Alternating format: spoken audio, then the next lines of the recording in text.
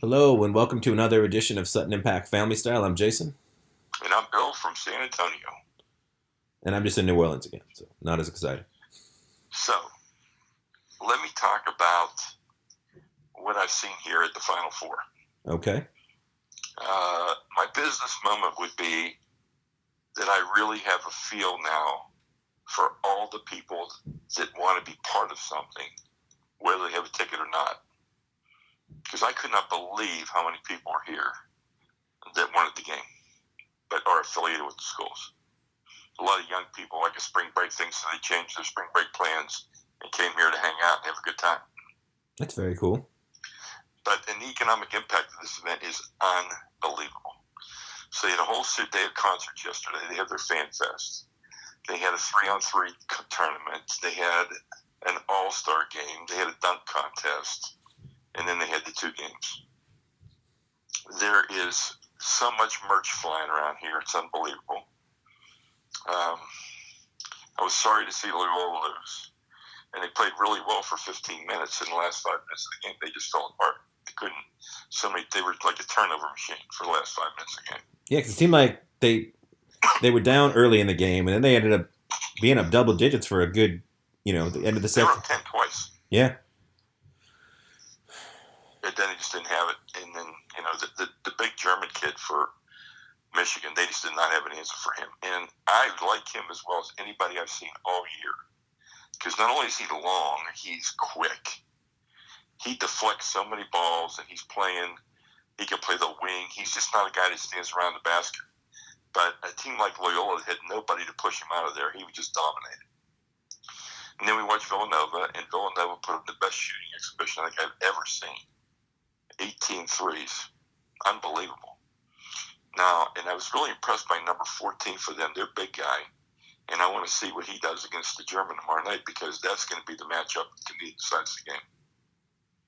So we'll see. It's been really interesting. And then the girl from Notre Dame, Ogalawala, hits a one with 1 second on the clock yesterday and .1 today. .01. It goes through. That's a nice tournament. It's a hell of a tournament. And they were down 15 to Mississippi State.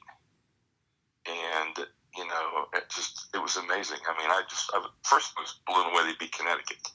And they beat Connecticut with defense. They pushed Connecticut away and made them have to work so much harder than Connecticut used to working, and that was the difference. So it's been, I've really enjoyed both Final Fours quite a bit. So who do you have in the championship games? Well, so Notre Dame won, that's over. And I have to go with Villanova tomorrow night. They play a lot of guys, and they're really deep. And I think that they will have an answer for Mo Wagner. I think they will. So we'll see. Okay. Yeah. Well, moving on to, I guess, another slightly business moment. I read an article today about ESPN's new morning show, Get Up. Their 3-hour Today Show clone, which they claim is not a Today Show clone, but it's 3 people sitting in a studio in New York talking to guest celebrities and athletic celebrities. So you call it whatever you want. You can call it whatever you want. They keep stressing they're not going to have cooking segments. So great. Good for you. Yet. Let's just say yet to that. Exactly. Unless they get a cooking celebrity on. So they're pushing the Golic and Wingo show now to ESPN News, which takes it off a lot of the mainstream cable providers. Mm-hmm. And gymnasiums and everything else. And we were talking offline. I said, all the people I work out with at the Y watch the ESPN show because they like the ESPN2 show solely for the reason they hate the ESPN show. So am I to take now that Sage Steele and all those people, they're gone now, right? I believe so. And this is the new replacement show. This is Mike Greenberg, Michelle Beadle, and Jalen Rose. And I'm sure Disney told them not to be controversial and to be always prim and proper, so we'll see what happens. Well, that's Greenberg's brand right there, is just it is. Vanilla blandness. And that's an insult to vanilla, because vanilla is delicious. I always think when people say that, it's silly. But yeah, Greenberg is just, of the two, I guess he's the most corporate sort of ass-kissy sort of person they have at that network. But Yeah. I've never known anyone that was a Greenberg fan. I know some people like the shtick of Mike and Mike, the odd couple ripoff that they were. Yeah, that worked, and it worked effectively for a long time. Whether they got along or not, it worked. It was effective. But I've heard he didn't want it anymore. He wanted something different. He pushed for this. Yeah.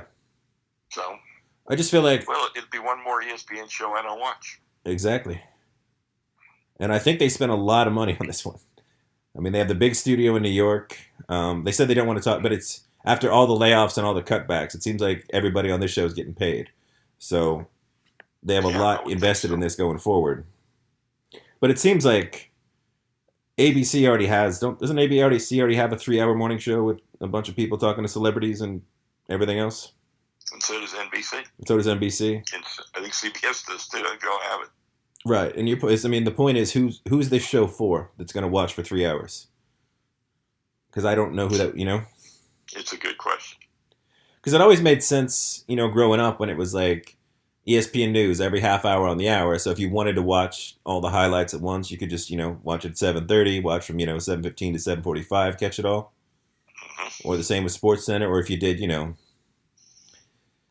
But what I just, like I said, it's so hard to get people to watch anything that long, let alone a show with, 3 people having fake conversations with celebrities and athletes where you're not going to offend anybody or really ask anything real.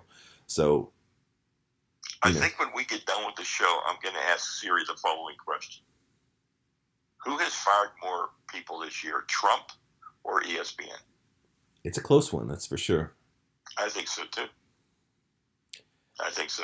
Because when I think about people I could watch talk sports for hours, I can only think of the TNT people, kind of. Like, I could watch Barkley for a long time, and then I could watch KG's Area 21, because those guys seem like they talk. It's legitimately people talking about sports, and I don't know if I don't think they have notes. I don't think they rehearse. I think they're just having fun talking. And I know ESPN has become the exact opposite of that sort of, Yeah, ESPN's become much more scripted, much more scripted, and poorly scripted it's at not that. It's not free flow conversation. It's just scripted, and it just certain format, sound bites. We'll see what happens. Yeah. Let's see. We talked about the draft online. I said I saw the most ridiculous mock draft I've seen today, with the Browns taking Barkley at 1, the Giants taking Josh Rosen, the Jets taking Baker Mayfield, and then the Browns getting Sam Darnold at 4. And I just thought they just worn out this draft thing. I mean, it's wearing it out, and we're still a month away, 7 weeks away. When is the draft? Is it April or May? I thought it was May. They may have moved it up, though. May too. I will say I am guilty, though. Whenever I'm online and I see a mock draft, I do click. I mean, for all the, is it, and I complain, and as redundant as it is, but it gets me every time. I know, I'm mock drafted out, though. Even though I know, as a Steeler fan, under Tomlin, there's other things you can look for. They always draft some, I mean, I know you don't know exactly, but look who they've gone to dinner with. And under Tomlin, I think you also look at age, because Tomlin tends to draft the youngest players in the draft whenever he can. Going back with Timmons, when Timmons was 19 or 20, Juju Smith, Artie Burns, like Watt, he loves really young guys. Because I guess he feels like they're, he's catching them before they have as many bad habits as they can possibly get.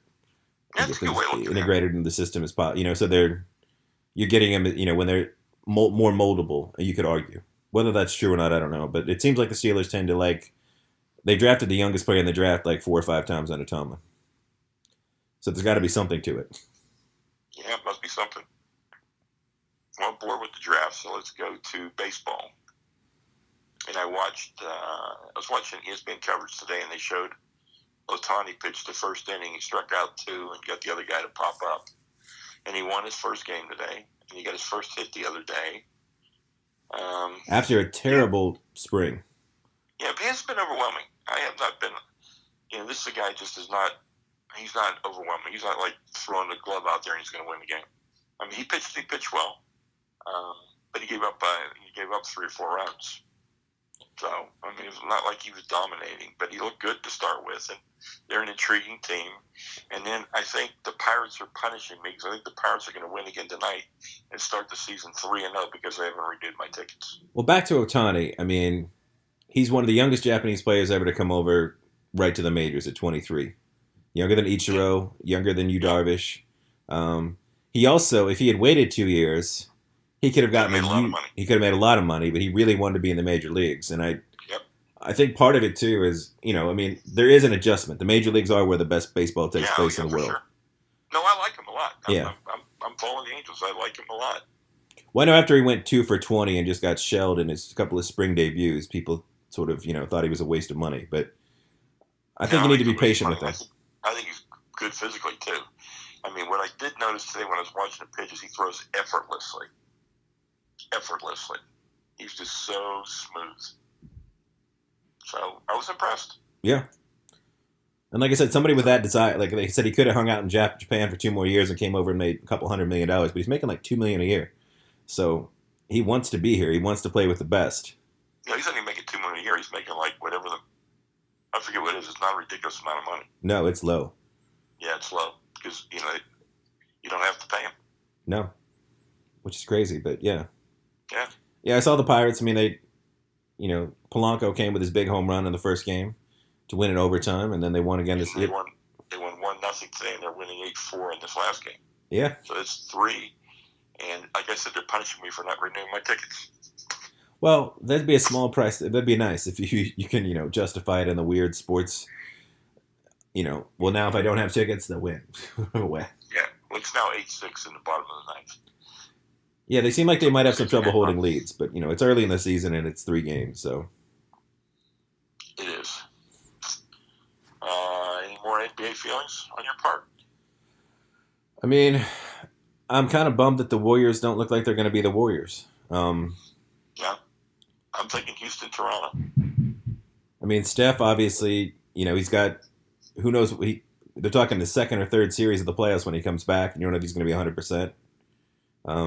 I know Clay's on his way back, and KD's on his way back if he can stay on the court without yelling at people.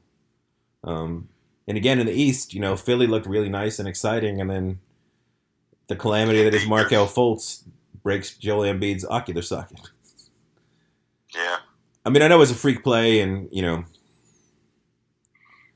wondering how this Markelle Fultz pick is going to work out. I think if Philly had done him, I think they did him a disservice. I mean, I don't know. I guess you have to be somewhat honest, and it's hard because things are going to get leaked nowadays. But if you could have just said he had shoulder issues, he's going to have surgery, he's going to be out the rest of the year, as opposed to like dangling him out there and letting those videos leak and talking about psychology and how he can't shoot, I think you just put him in a really weird position. Yeah.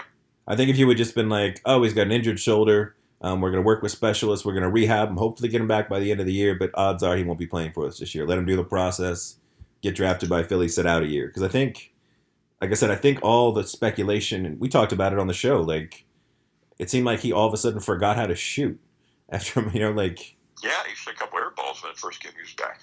But, I mean, back when they were showing, like, when those videos would leak from practice and he had, like, a different shooting form than the guy they drafted, and he just looked awful. But he is a rookie. And I think he's, 19, 20 years old? I think he's 20. So we'll see. I mean, I just want to see how he fits with Philadelphia because he seems like he's sort of a ball-dominant player. And if you have Ben Simmons... Ben Simmons, and I'm happy with Ben Simmons. So I want the ball in Ben Simmons. Yeah. I mean, Fultz... I think the nice thing is with him out, like if he was there for the playoffs and you're all healthy, he can, maybe be a spark plug, 6-man Mo Williams type off the bench. You don't spend the number 1 pick on a player, because if you're Philly, all of a sudden you're looking at, Jason Tatum in Boston, and he seems exactly what they need. Yeah. The perfect pick. But I saw an article the other day, and they were talking about, Danny Ainge, as much as some other GMs don't like him, like the fact that he, more so than every other GM, seems to stick to his board. If Tatum is his number 1 player, he doesn't care that all the experts are saying that, no, it's Fultz, it's Fultz, it's Fultz, it's ball, it's ball, it's ball. He's going to pick who he thinks the best player on his board is. No, I like that about him. Right. He's not going to, granted, he's playing with house money at this point. He's already won a couple titles. He pulled off the heist from Brooklyn. So, you know, he's got Boston in a great position. There's really nothing, he's not in any trouble losing his job if he makes the wrong pick. No, not at all. No. I mean, it still looks like you said Houston, Toronto. Although Boston, for some reason, I just think Houston, Toronto's going to be it. I don't know why. I just do. Well, Houston is obviously the best record in basketball. They have home courts throughout. They're healthy. And, I mean, Portland is a nice looking team. Utah can look good on nights. But, the Warriors, and again, Houston's consistent. The Warriors are just so banged up. And you just don't know who's going to be there, who's not. And you saw Patrick McCaw have that scary injury last night. Yeah, they said he's okay, though. Is he completely okay? Yeah, they said he'd be back tomorrow. Oh, okay. It looked worse than it was. Oh, it looked horrible. He looked like he was having convulsions on the floor. Yeah. And that was a real cheap shot by Vince Carter. I know he's been defended by everybody, though. Even Steve Kerr said that. I'm not defending him on that. He ducked his shoulder. I thought he did, too. It looked like a cheap, those that fights, even like you're playing pickup ball, that starts a fight. Like, yeah. What are you doing? You just... But, so I was all set to go see Ready Player One, and you and Dan talked me out of it. Well, you saw that it was Spielberg's highest grossing film. I mean, that's so difficult to judge because when they say highest grossing, it usually doesn't account for inflation. So almost that, like every movie, that's why every movie every year is breaking records because everything's more expensive. Mm-hmm. But it seemed like, Dan and I both read the book. And the book is decent. I mean, the book is a lot of fluff. It's a lot of, do you remember this? Look how cool this was. Remember this show. Remember this band. Remember this video, this cartoon. I mean, that's sort of what the book is. And I know the movie... I had a misconception because I thought the book was... I thought the movie was supposed to be this futuristic look. I didn't think it was a retro look. Well, it's set in the dystopian future like every movie nowadays. Right. But it's about... This guy created this virtual world that people can go live in. Mm-hmm. And the main character in the book, even though he's a young kid, he's obsessed with like Back to the Future and Jurassic Park and older shows and Duran Duran for some reason. The book is futuristic without being futuristic. Like there's still eBay and the internet still exists as it exists today, like 50 years in the future, which is sort of odd, Yeah, very odd. Like he didn't make it you wear like a virtual reality helmet. So it's like, he wrote it almost like, technology today ends, and then the future goes to crap. I know the meaning of the book, not to spoil anything, I don't think we really will, is that, to learn to live outside of this virtual world we're slowly creating day after day out. Mm-hmm. But it seems like the movie is just, look how cool this stuff is in this world. So it's like, if you could live in that world, why would you ever leave? Interesting, yeah. But, I mean... Yeah. I still might go see it. I don't know. I just was talked out of it for this one. And if I saw it, I think I'd want to see it in IMAX. People love thinking about better times, especially in today's political climate and everything else going on in the world. Well, we all like escapism. And this movie is just full of references to other times. So. Okay. Well, I'm continuing to enjoy McMafia. Okay. Very well done. There's another series coming out. It debuts, I think, in May. And it looked like a serial killer kind of a detective thing. And I thought that looked interesting. I'll have to find out more about that. We can talk about that later on. I'm excited for The Terror. The AMC. Yeah, I read the book. Oh, okay. The book was, Dan Sims is a good author. It's a very well-written book. Okay, that's exciting. Yeah. So that debuted last Sunday night, I think it was, 2 hours. Right. And we taped it. We haven't watched it yet. I watched the first episode of FX's take on All the Money in the World. What is that show called? Oh, The Gettys? The Gettys. And? Well, Danny Boyle directs it, and it's an interesting show. I mean, Brendan Fraser of Encino Man is back. And he's actually really good. A little chubby, a little different, but he does really. It's an intriguing plot setup. Like I don't know a lot about. I know the son was kidnapped, mm-hmm. and he doesn't really want to pay. That's about all I know. Right. And I know there's varying degrees of who knew what and all that sort of stuff. But so far, the show is off to a great start. It grabbed me right away, and I'm excited to watch more. There's only one episode up, so I can only watch one. And I stuck with FX or FXX, whichever it is. And I finally caught up on season 2 of Atlanta, which is, once again, pretty phenomenal. It's just a really well shot, well written, well acted show. I need to try that. When's that on? I can watch it on demand, but I watch everything on demand. I have no idea what anything is actually on. All right, I'll have to look it up. Yeah. All right, I've had 2 great food moments since I've been in San Antonio.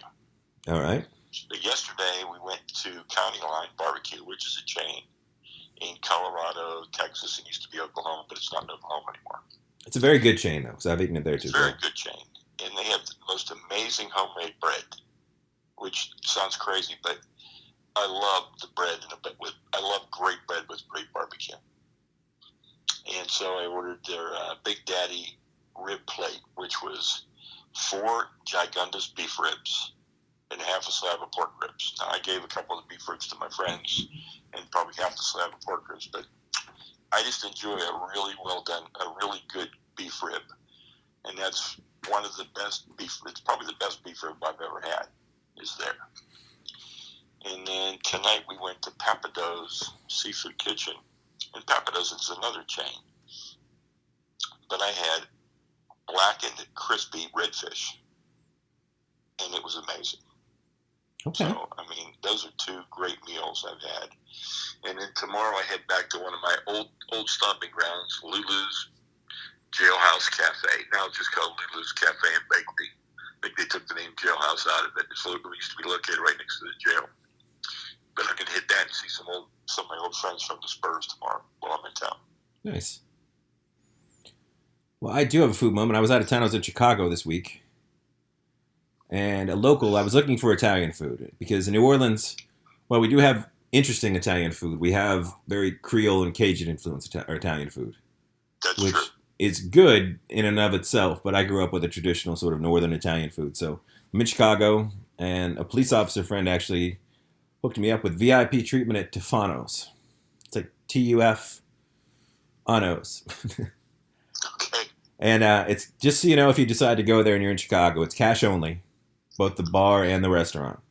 There's no table menus. The menu's written on a chalkboard because it changes all the time. It's very fresh, very homemade. It's got a very family-friendly atmosphere. Like the waitresses treat you like, family. The chef comes out to see if you're doing all right. I mean, it's a whole very traditional Italian sort of thing, and it was outstanding. I mean, it was exactly what I wanted when I went there. I was looking for Italian food, and because in the pizza race, I don't really consider Chicago pizza even pizza. It's a different beast to me. Yeah, I've got a good one you need to try there, though. It's pretty good pizza. But go ahead. So what did you have at your place? Well, I do feel slightly bad every time I order this, but I was told the veal was excellent, so I had the veal parmesan with some angel hair, some marinara, the awesome homemade bread, and the veal was everything you'd want. Tender, fresh mozzarella melted on top of it. It was a very good meal. And you love your angel hair. I do. It's my go-to pasta. Yeah, I love it. Angel hair is a good pasta with chicken parm or veal parm. I agree. That's a very good combination. I think so. It doesn't overwhelm the dish. No, not at all. Angel hair is complimentary, whereas fettuccine or something thicker and heavier sometimes overwhelms it. Agreed. Yeah. And that was my only Chicago meal outside of when I was on set. But I'm going back again this week, so who knows, maybe I could try somewhere new. Yeah, for sure. Yeah. And I'm headed to Augusta on Wednesday to spend 3 days at the Masters. I'm going to watch the par 3 tournament and then the first 2 days of the tournament. And then I'll come home and watch the other 2 on 4K TV. Very nice. I don't think I can watch more than 2 days of golf live. That might even be 1 day more than I can really do, but it's an amazing opportunity to go to the Masters. I'm going to do it and have a good time with your Uncle Dan. So if you're watching golf, do you post up on a hole or do you follow a golfer as you go? I think we're going to post up on a hole. Okay. Are you allowed to just continually follow?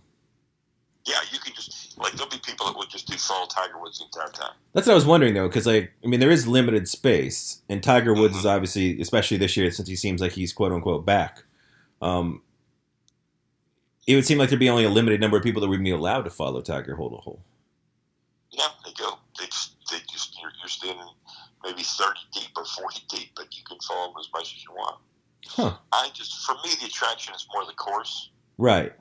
So I'm going to go to Amen Corner and find a good place to be in Amen Corner and probably watch them play one hole and tee off on the other hole or whatever it is. So I'll walk the course the first day and get to see some stuff there. I might walk it a little bit, but then I'm going to try and just find a spot that I think is just a good spot to be in. That's what I'm going to do.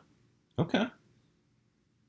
That's probably why I would like it better on TV, because I get to see every hole and in the comfort of my living room, which I probably will like more. And like you said, if you have a big, 50-inch and above high def HDR TV at this point, like, and the game, they broadcast the Masters in 4K.